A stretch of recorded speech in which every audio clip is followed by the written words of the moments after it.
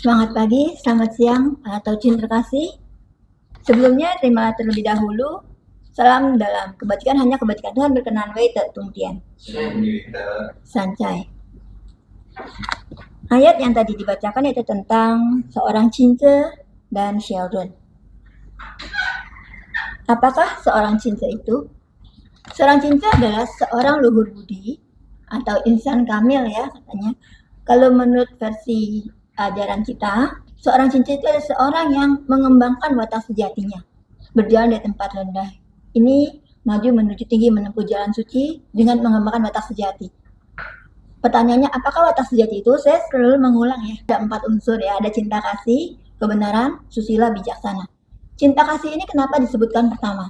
Karena cinta kasih ini adalah pintu masuk ke dalam watak sejati kita. Cinta kasih ini semua orang pasti akan dari awal tuh selalu mendapatkan cinta kasih ini menggerakkan hatinya ya, yaitu berupa empati. Dia juga bisa merupakan hal yang bisa membuat kita tuh legowo, ikhlas. Legowo lapang hati ya.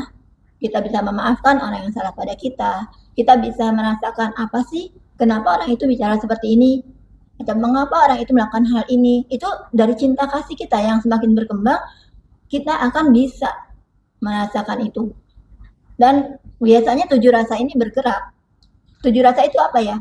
Yaitu kita juga punya, selain watak sejati, punya 7 rasa. Gembira, marah, sedih, senang, benci, cemas, ingin. Nah ini 7 rasa ini ada alat yang digunakan untuk kita hidup di dunia. Rasa-rasa yang ada dalam diri kita, ketika kita berinteraksi dengan orang lain, rasa ini akan bergerak. Entah rasa sedih, marah, senang, tergantung situasi dan kondisi.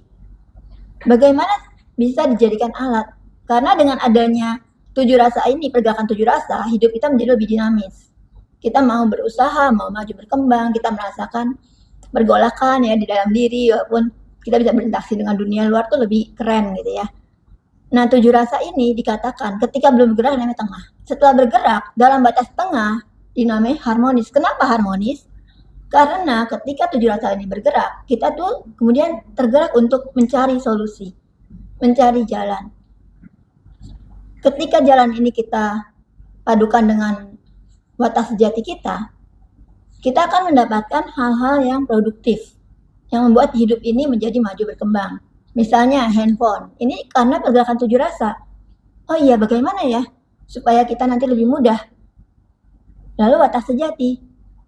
Oh ya, kita harus mencari kebenarannya. Dalam watak sejati ada kebenaran. Kita bisa loh punya teknologi. Kita kembangkan yuk. Nah, karena itu batas tengah dari yang tadi kata dalam batas tengah itu harmonis. Batas tengahnya itu apa? Watak sejati kita yang semakin berkembang, nanti dia akan menutupi pergerakan 7 rasa. Jadi 7 rasa ini ketika bergerak dan kita selalu tektok ke watak sejati, dia selalu dalam batas tengah. Dia nggak akan lewat batas bawah dan nggak lewat batas atas. Tadi seorang cinta, apa hubungannya sih? Gitu kan ya. Seorang cinta itu ketika dia marah, dia akan merenung sejenak, jeda, dia akui, oh saya marah. Lalu kenapa? Karena perbuatan seseorang mungkin, atau karena, nah di situ cinta kasihnya dia gerakan, dia kembangkan. Oke, kalau orang itu berbuat seperti itu, apa yang harus saya lakukan? Mengapa? Mengapa dulu kan? Dia memahami, berempati, lalu kita tanya ke kebenaran lewat sejati kita. Oh, karena hal ini. Bagaimana mengatasinya? Susilanya bergerak. Ketika itu dijalankan, kita akan menjadi orang yang bijaksana. Watak sejati semakin berkembang. Makanya bagi seorang cinta tidak ada hal yang baik ataupun hal yang buruk. Semua hal baik ataupun buruk itu menjadikan dia lebih baik, menjadikan dia lebih bijak. Karena seperti dikatakan di ayat kita, melihat orang bijaksana, berusaha menjadi bijaksana. Melihat orang tidak bijaksana, kembali koreksi dalam diri. Artinya, kita tahu bijaksananya itu seperti apa, maka kita bisa menilai tidak bijaksana, kita kembangkan bijaksananya. Seperti itu. Bagi seorang cinta, apapun yang dia hadapi itu malah meningkatkan kualitas diri dia, mengembangkan atas jati dia. Itulah cinta. Karena itu cinta menjadi orang yang bijaksana. Dia selalu bergerak sesuai dengan hati nurani ya, kalau secara umumnya. Kalau kita bilang watak sejati. Di sini dikatakan, seorang cinta mudah dilayani. tetapi sukar disenangkan. Kenapa? Karena bagi seorang Cinca itu ya semua sesuai jalan yang hidup itu harus dihadapi. Jadi dia mudah dilayani, dia nggak akan neko-neko, dia nggak akan membuat orang susah. Kenapa? Karena Cinca tahu apa yang keluar dari diri dia akan kembali ke dia. Kalau dia membuat orang susah, dia pun akan disusahkan oleh orang lain. Mudah bukan? Seorang Cinca itu mudah banget dilayani, tapi susah disenangkan. Kenapa? Untuk membuat seorang Cinca senang, bisa nggak seorang Cinca melihat orang yang mencaci maki, terus dia jadi senang? Enggak kan? Karena dia tahu itu tuh nggak pas, nggak tepat, dan dia nggak mau menjadi itu.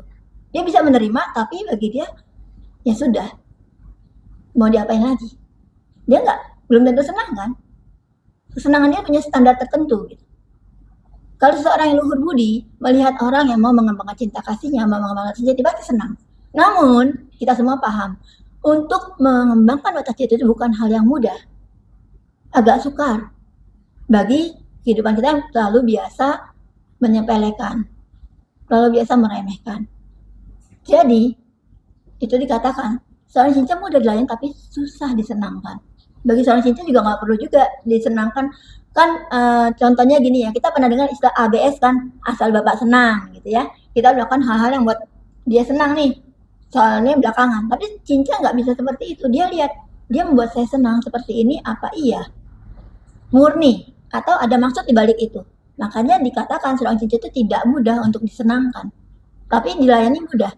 Dia nggak akan nuntut macam-macam. Dia terima apa adanya. Lalu dikatakan juga di sini, bila akan disenangi dengan hal yang tidak di dalam tahu. Nah itu tadi kan.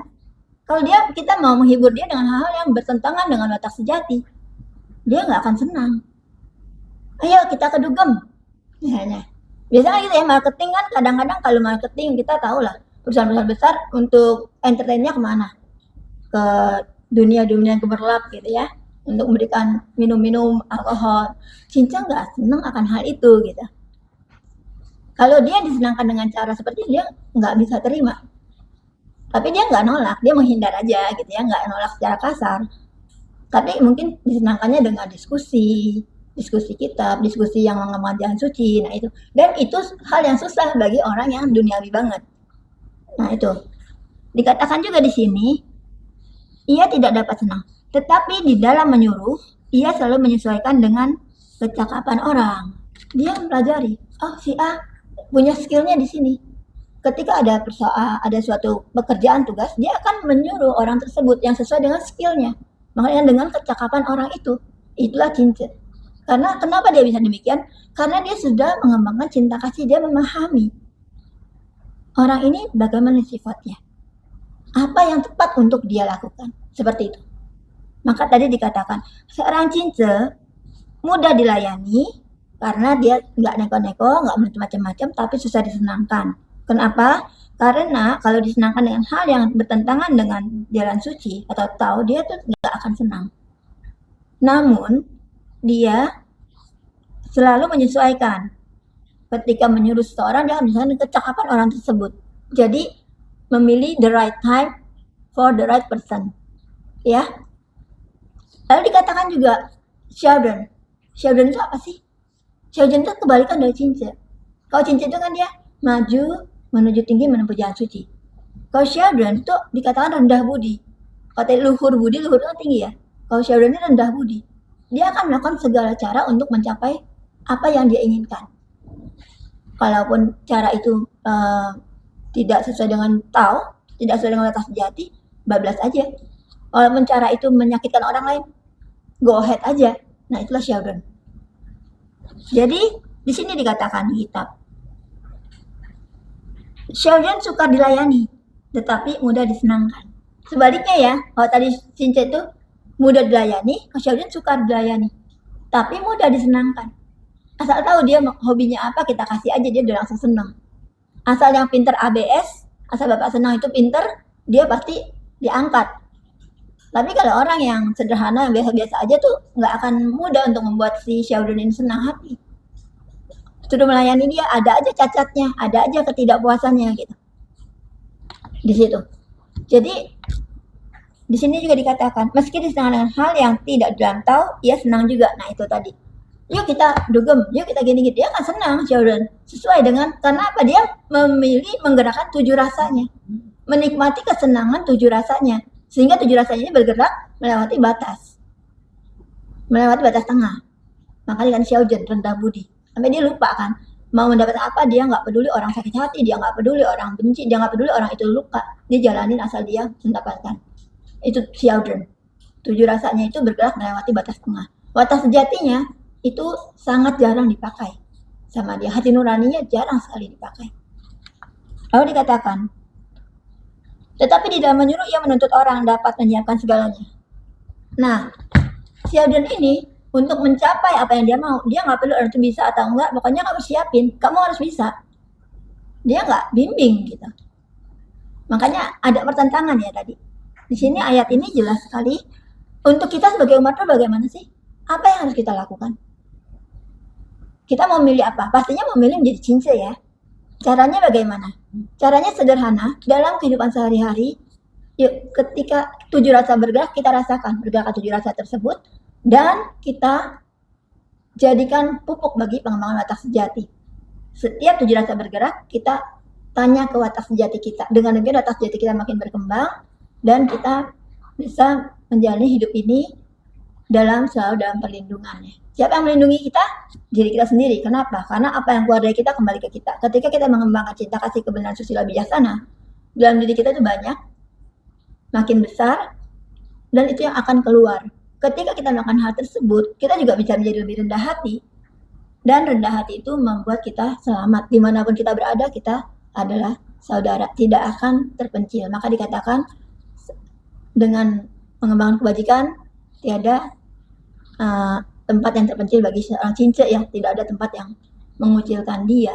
Kecuali di bagian orang-orang Xiaogen, kumpulan orang Xiaogen dia dikucilkan. Tapi secara umum di dunia dimanapun, kebajikan itu bertetangga. Jadi pasti kita sesama cince akan ketemu dengan sesama cince. Tidak ada istilah kesepian gitu ya. Namun alone sendiri bukan berarti kesepian ya, beda dengan lonely. Alone dengan mengembangkan watak sejati membuat kita diterima dimanapun kita berada. Saya pikir ayat tersebut sudah semua diuraikan. Terima kasih atas perhatiannya. Semoga bermanfaat bagi kita semua dan dapat menjadi satu lilin kecil di gelapnya malam bagi kita semua yang dalam keseharian hidup ini. Terimalah kembali salam dalam kebajikan. Hanya kebajikan Tuhan berkenan baik. Sancai.